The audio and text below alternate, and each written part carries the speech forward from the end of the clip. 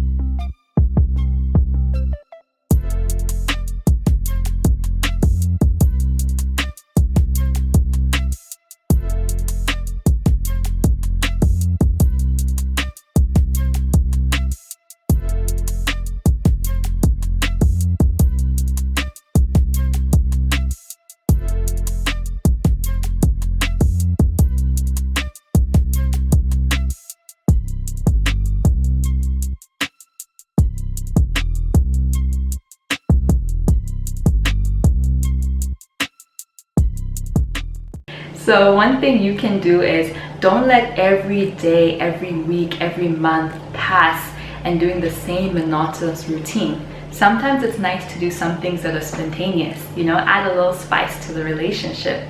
For example, buying flowers for your spouse, you know, surprise her with or surprise him with flowers.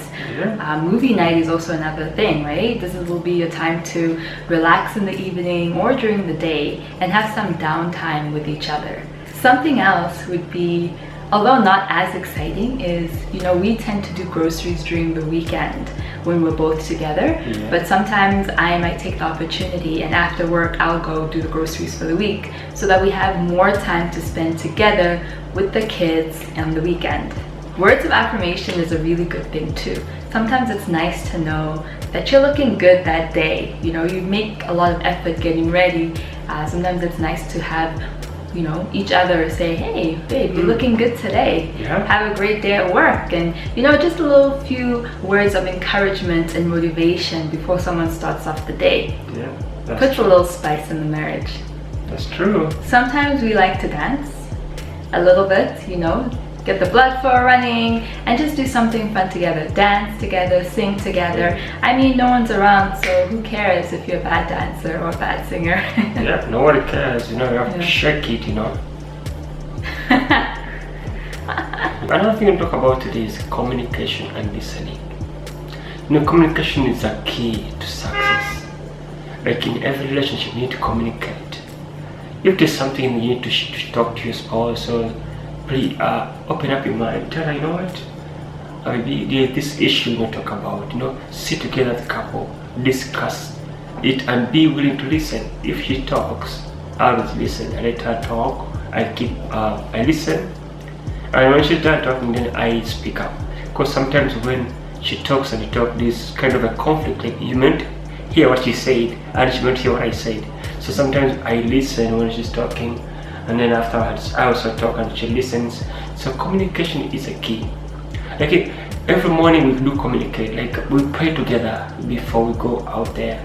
Wake up in the morning, pray together. We ask each other, oh, how was the night? How was the sleep? You know, oh, those minor things, but like it's so important. So communication is a key to a healthy marriage, to success in everyday life. You need to communicate well, especially with your spouse, because once everything's good at home, your day is going to be excellent. So a family that prays together stays together. That's one valuable thing to remember on the point on when we communicate and we do certain things every day, for example praying, which really helps, we find, building the foundation in our relationship. He also mentioned listening to one another. Lord knows I love to talk. I will talk Richard's ear off.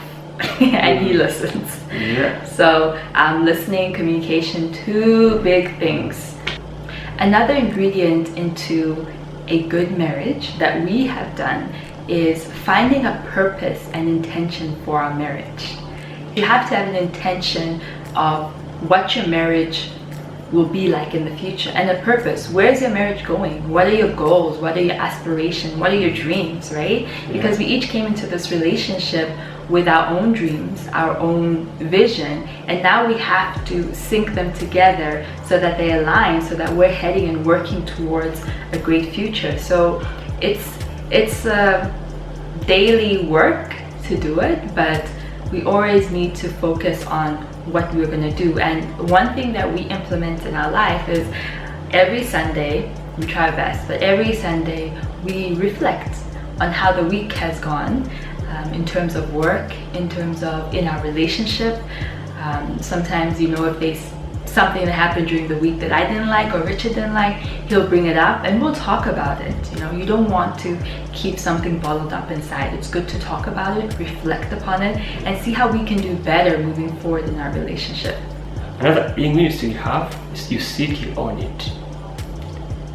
If you see something unusual in the house, your spouse or forgot something, just do it, fix it.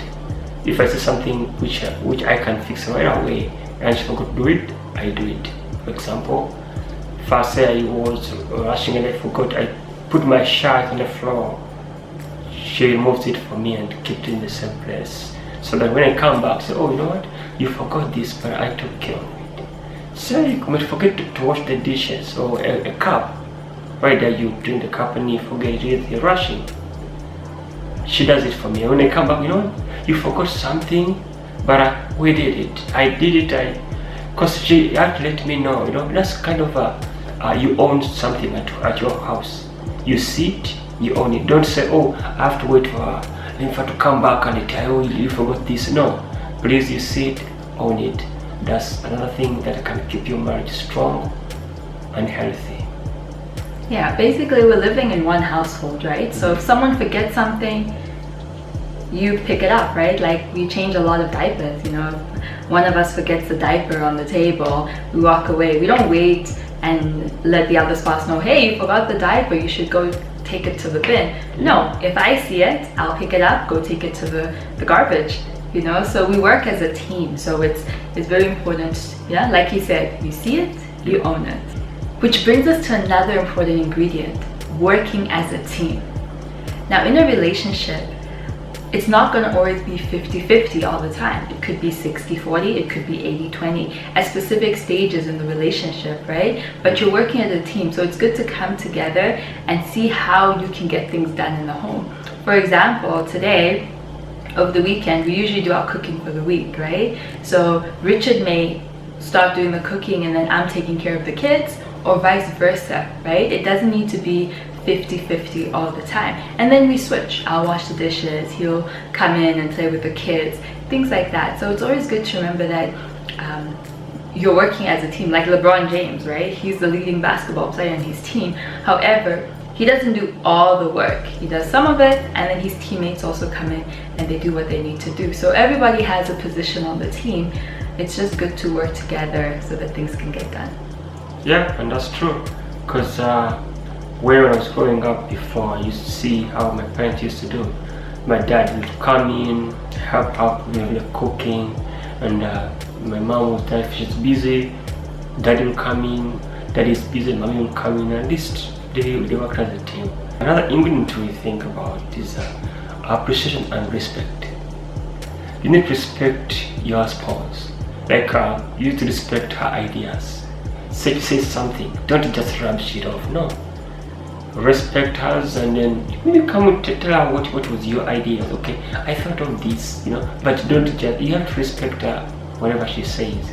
I do respect what she says.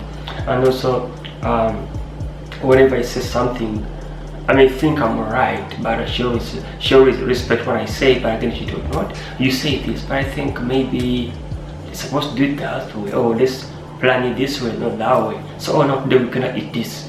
No, okay, that's good, but you ate it yesterday. Can we change it something? And this time, we respect each other. You respect her idea, and she respects my idea as well. Yeah. Another big ingredient is patience and honesty. Coming into a marriage, you have to have a lot of patience because you're coming together as two individual people. So you've lived apart, you've done your own thing. So it takes a lot of patience to come together and work together as one, basically. So I've grown a lot of patience, especially having kids. You grow a lot of patience, but in a relationship you have to work together. A relationship, a marriage particularly, is a lot of work, but it is definitely worth it. Another thing is honesty. You want to be honest with your partner about anything you feel. If you feel like something's in your heart and you need to open up to your partner, just open up and talk to them. Don't let it settle deep down that you get mad at them or that you resent them. It's always good to be honest. And also, for example, if your husband's top is inside out, be honest. Tell them about it. Don't let them walk out the door looking like that. Be honest and tell them what's on your heart. When you have an open heart, you have a good, strong relationship. Yeah, that's true. Because sometimes I may eat something and I forget something on my teeth. Sure, it's come out. You know what I mean? You forgot something. Yeah. Yeah. Can you? Yeah. In a nice, respectful way. Yeah, that's true. Yeah. So that's right. Another ingredient we have is time. Wow, time is important. You need to give each other time. I know, like, we are busy, especially in North America. We're busy. People do shift work. Some people, you have two jobs, different location, but you need time for your family. Because once you don't give time to your family, you can't be successful even at work. You need to give time to them, you need to spare that time. So, listen, I'm gonna spend it to my family. If it means like taking some time off work, if need be, you can. Please. I've been doing it, like especially when she was about to graduate. I took time off from work, saying, no, it's time for family time. And I went, I'd be in her specialty, because graduation was so important in her life. And even like on her birthdays, sometimes when I can, I always take time off so that we can celebrate that birthday together. Because if you don't give time to your family, who's gonna give it? Nobody else. So you need to work here and make time for your family. Exactly. You can't gain time back, so you might as well use the time you have and use it productively and well, right? Especially even if you're working, like even in the evenings, you come back, just take, quick 10 minutes, find out how the other spouse's day was going, listen to them, and those 10 minutes in a day can make a whole lot of difference. That's true. So we want to wrap up this video. Thank you so much for joining us. Those are our 8 ingredients for a successful marriage. Yes, we're still going at it and we're still improving and we're still learning every day. With that being said, we'd like to thank you for watching our video. Please subscribe and support us. Like, comment, and share. And we'll be posting videos every Monday. Stay blessed.